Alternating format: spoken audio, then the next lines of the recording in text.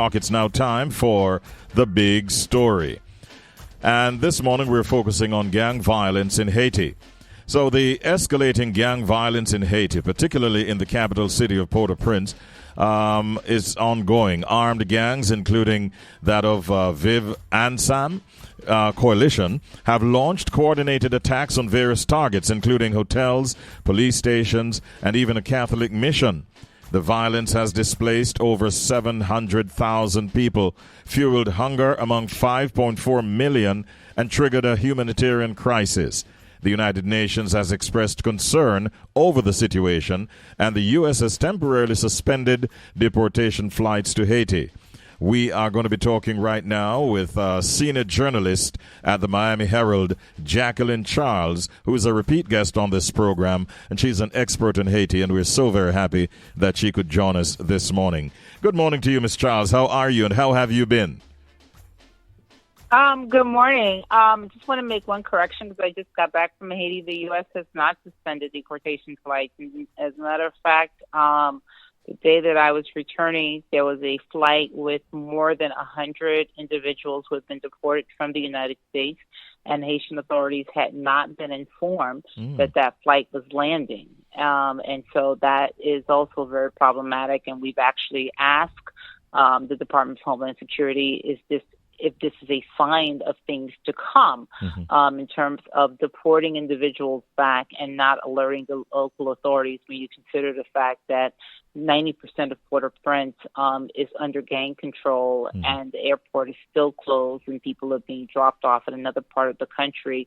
And so they need to have some sort of guidance. Some of these people have never lived in Haiti or haven't lived there since they were toddlers. So at the very least, what would you have expected from the U.S. government at a time like this?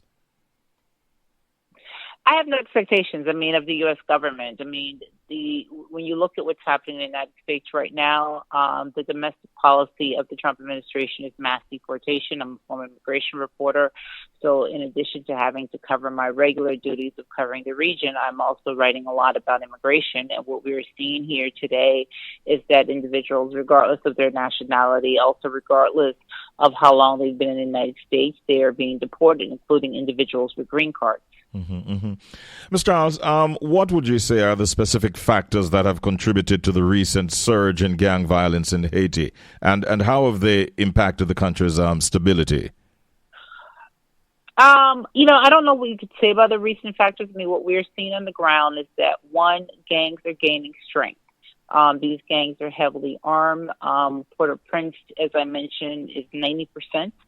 Under gang control. What that means is that there's 10% that isn't, and that 10% is basically in Pétionville, where, when you, at a certain time, the gates close.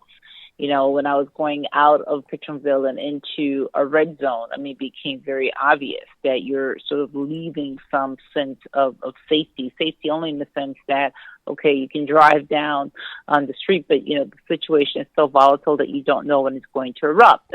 What we've seen in the last 2 weeks is that the gangs have been attacking rural communities outside of the capital, further north. These are communities where you have, tens of thousands of people, maybe like 30,000, people who live off the land. We had a massacre in a farming village where at least 40 people, including children, women, and the elderly, were killed by gangs. They're trying to gain territory. What you see is that they are extorting in the areas that they are, even as we see a gang leader like Barbecue telling individuals that they can come back to neighborhoods. When you go into those neighborhoods, the gangs have completely destroyed those neighborhoods. They've blown up houses. There's nowhere left for people to even sleep. But when you go into these camps and you see the conditions that are in these camps, I was with the UN Undersecretary for Humanitarian Affairs, Tom Fletcher, and we went into a displacement camp on the site of the government public transport building. and 5,000 people are there, and people are telling us about not having access to water, not having access to showers, not having access to food. And they're not asking for handouts. They're basically asking for a hand up in order for them to get their lives back, to get out of these conditions, to be able to resume their lives, to put together some sort of a business so they can send their kids to school. So imagine today you're in this situation where you're in this soil displacement camp, very inhumane, versus going back to live in your neighborhood that the gangs have controlled, that they've destroyed. What do you do? And as one young lady told us, who was a survivor of sexual violence, she says today she not only has to worry about being killed by the gangs, but she has to be worried about being killed by drones, because the government task force has been using drones in order to try to flush out the gangs. And what we saw over the weekend is that at least 8 children, innocent children, were killed when the drone missed their target. Oh, my goodness. The name barbecue is one that we are familiar with in terms of as a gang leader, as we would put it. But now we're also hearing about the Viv Ansem Coalition. What can you tell us about them? Yeah, so Viva Some Coalition is basically an alliance of the country's most powerful gangs. So what happened was last year, February 29, when the then Prime Minister Ariel Henry, after leaving a CARICOM meeting in Guyana, he went to Kenya trying to seal the deal for the arrival of the Kenya-led multinational security support mission. You saw the gangs basically did a run on Port-au-Prince. They attacked the 2 prisons. They released more than 5,000 prisoners who are still on the loose today. Many of them were gang leaders themselves who had been in prison or gang members. And this was all done by Viva Some. Barbecue was essentially the spokesperson for Viva Some. He's very media savvy. There are journalists who fly down to go and to talk to him. He says all of the right things. But then when you look at his history and you see the massacres that have occurred on his watch and at his direction, and you see that he's been sanctioned by the UN and the United States also for these massacres, and then you sort of understand what you're looking at. Mm-hmm. But the coalition is a number of gang members, and this is what people for years who had been following the situation in Haiti, because remember, this gang violence didn't just happen yesterday. It deteriorated after the 2021 assassination of President Jovenel Moïse, but it was always there. But at that point, the gangs were not necessarily talking to each other. They weren't in contact. What we're seeing today is that they are in contact. They are talking. They are coordinating. They are running military-style attacks. So when you've got the gangs attacking in the hills above Port-au-Prince and they're able to deploy another 100 guys who are fully armed, you're seeing that north of the capital, in another department, which would be like another parish in Jamaica, mm-hmm. you see gangs doing the same thing. And so, and when you talk about a police force where just a few thousand, police officers that are in that force, and even less that are part of the anti-gang unit, meaning these are specialized police officers, with the training and with some equipment to go after the gangs, it's not a lot. Mm-hmm. And that's been one of the big challenges with this Kenyan-led multinational security support mission. It only has 1,000. Jamaica, Barbados, Belize, which it said they would deploy, have not deployed the numbers that they had promised. Also, the Bahamas. So we've only got maybe 24 from the Caribbean, 150 from Guatemala, maybe 70 something from El Salvador, and they're basically just doing medevac, and the rest are Kenyans, and they've already lost 3, individuals in this fight. But they cannot go out on their own. They can only go out with the Haitian police, and because of limited equipment, they can only do a couple of hundred. So when they're attacking one place, they cannot hold territory. So even when they manage to take that territory from the armed gangs, the security forces have a difficult time holding on to that. And this is how we've gotten to this point in the last couple of months, in the last 18 months actually, where Port-au-Prince went from less than 80% under gang control to 90% under gang control, and now we're seeing them spread. It's almost like the multinational police force are, one would almost say, almost ineffective in terms of curtailing the gang violence. But I wanted to ask you, Ms. Charles, in terms of the humanitarian situation that currently exists. I mean, over 700,000 people displaced by this violence. What kind of aid are they receiving, if any at all? So, yes, the humanitarian situation, we're actually now at a record. More than 1.3 million people are displaced by the violence. And in the last couple of days, we've got thousands of more people who have been displaced, not just by the violence, but now on top of the floods and the rains that happened in the northwest of Haiti last week. They're not receiving much aid. What we heard from WFP, World Food Program, at the start of hurricane season is that their warehouses in Haiti are empty. That if we get hit by a major, hurricane, they just don't have the ability because the world is just not stepping up. The UN is requesting more than $900 million, about $908 million in humanitarian assistance for Haiti.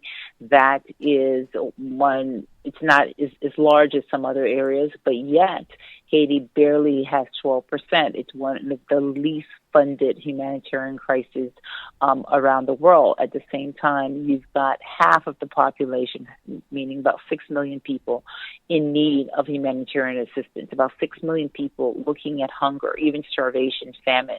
You've got kids who are malnourished. And what you're seeing is that the impact of this gang violence isn't just in terms of Port-au-Prince, but it's happening throughout the country. Because what does it mean when gangs control the major roads in and out of a place? It means that produce cannot go. When you look at the Artibonite Valley, which is just less than an hour from the edge of the region where Port-au-Prince is located, that's farmers, that's rice growing. 2 days ago, I'm looking at a video where the gangs went into a rice mill and they basically are burning all of the rice bags of rice. This is a country that's also heavily, dependent on imports from the United States. Mm-hmm. And then the gangs are right there at the mouth of the port. And so despite the fact that the U.S. government has designated USAM as a foreign and global terrorist organization and basically have told humanitarian actors and others that if you engage with them, you can also be designated a terrorist, gangs are making at least $1 million U.S. A month, from what they're charging extortion fees for people to go in and out of the port. According to the Haitian government, at least $60 million U.S. is being pulled in by the gangs in terms of extortion fees of what they're charging in terms of the roads for containers, in terms of access to the ports, access to the waterway. So this really is a very explosive situation where we've already seen people die at the hands of gang violence. Unknown numbers are probably dying because of the humanitarian crisis. Mm-hmm. And we must also remember that at the same time, what we're seeing by the U.S. and other countries around the world, they are cutting back on the humanitarian assistance. And so today in Port-au-Prince, only one government hospital is actually functioning. And what they have told me is in a few days, as of the 30th of September, thousands of healthcare workers in Haiti are going to be laid off because the funds that they were using to keep those people employed, those fundings are going to go off. They're going to go away. And so you're really looking at a very concerning situation in this country.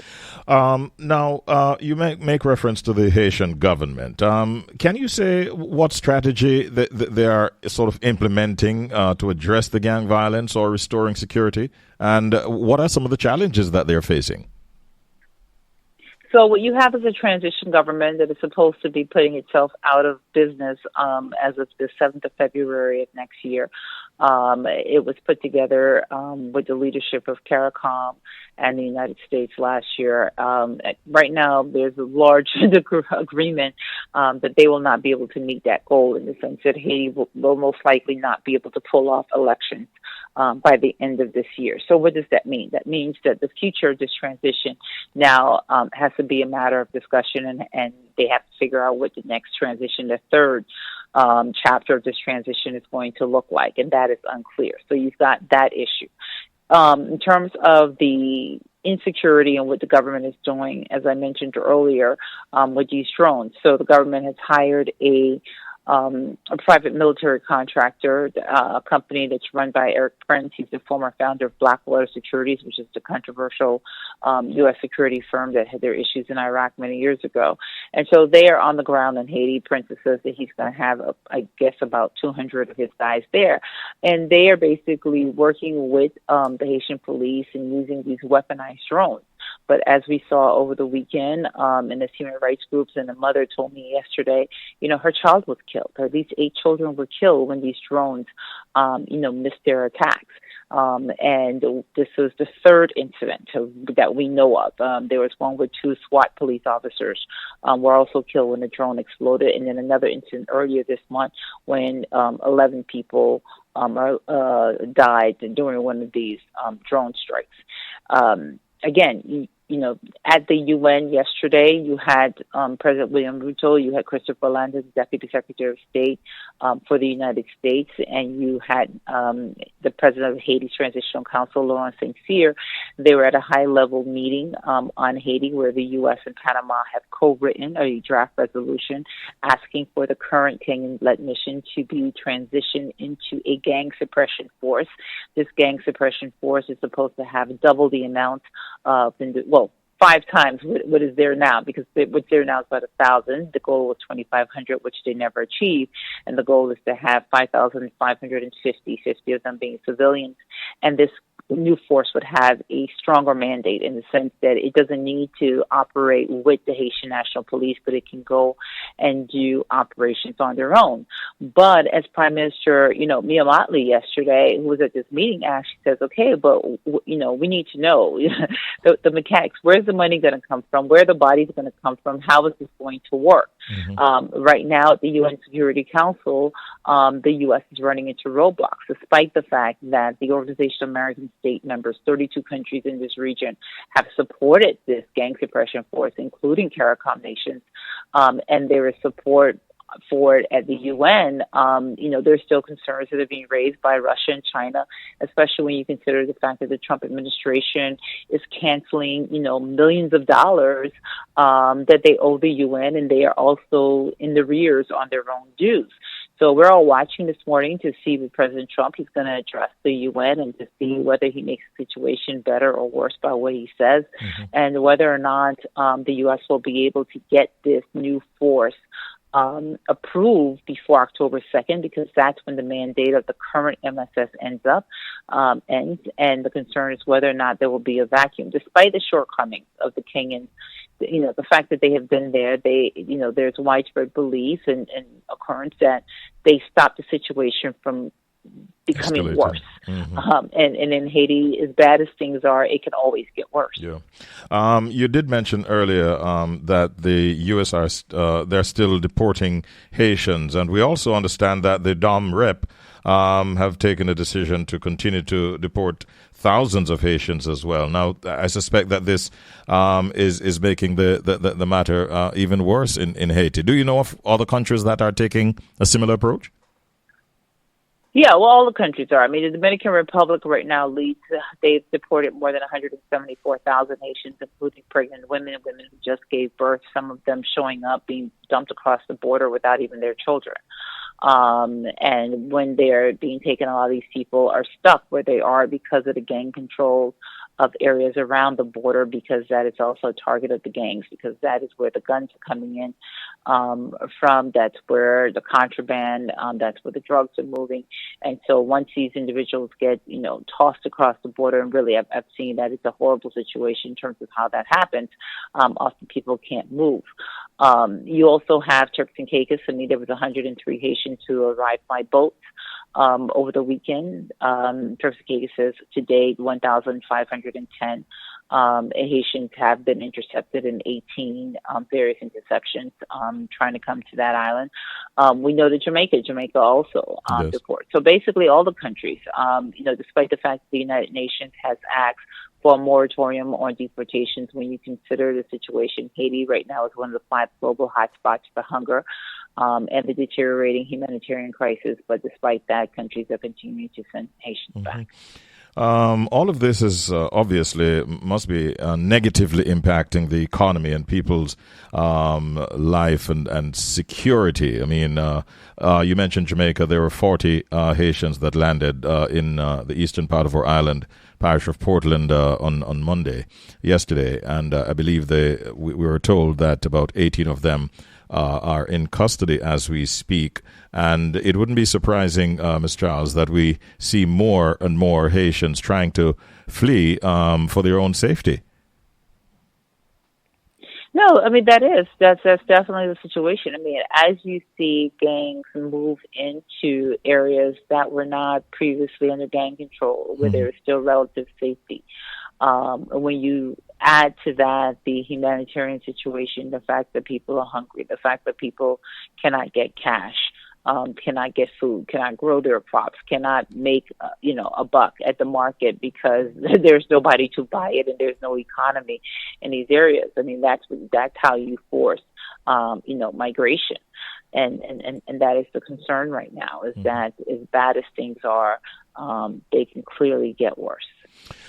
Ms. Charles, it's always good talking with you. I'm sad that we're not hearing of cessation of the problems that have plagued Haiti for a long time, but we hope and pray that day will come sooner than later. Thanks for the update this morning, and you be safe, and we look forward to our next conversation. Have a good day. All right, thank you. All right.